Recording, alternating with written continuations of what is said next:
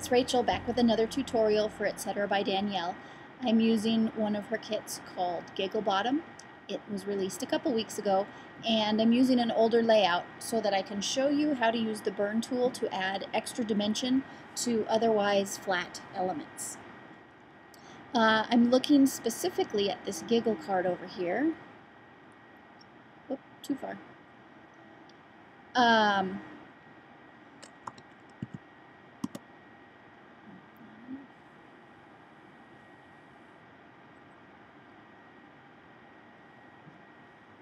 Okay, looking at this Giggle card here, and I've added this little bit of burn so that it looks like it's full. It's sitting on top of the lollipop stick, but also underneath the photo. My background is in paper scrapping. That's where I started years ago. And when I sit down to make a digital page, a lot of times I still want it to look like it could be sitting in my albums with right alongside my paper pages. So the way I did this, I started, nope, that's not a flat one. Where's my flat page? There it is. Okay, I started with a flat version of the card. This is the one that comes in the kit, or in the WordArt pack that coordinates with the kit. And the first thing that I need to do, because I'm going to actually edit on this element, is I'm going to duplicate it. Because if I make a mistake, if I don't like the look, I want to be able to go back to the original. So I'm going to duplicate the layer, and I'm going to hide one of them.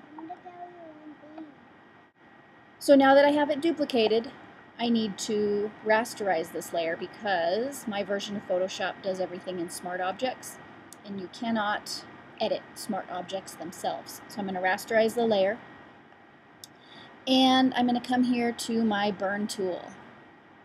It's probably hidden underneath your dodge tool, so you just hold on that button and open the burn tool.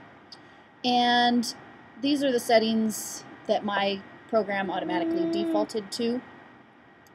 It's a very soft edit, so you're going to have to go over it a few times.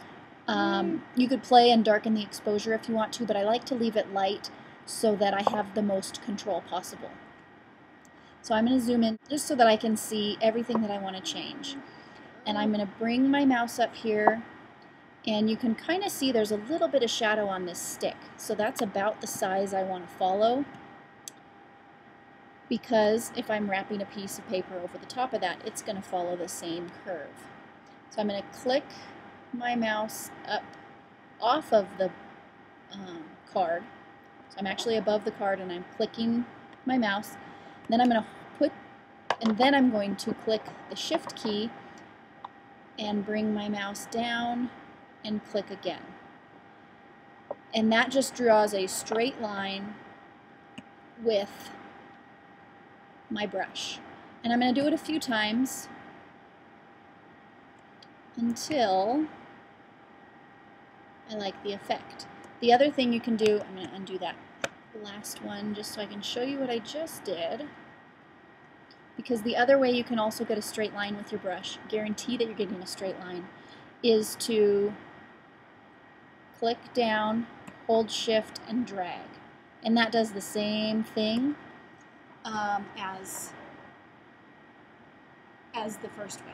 You can change how far apart your brush is hitting in your brush dynamics. So you can make it darker or lighter, or you can actually see your brush based on how far apart your brush is hitting.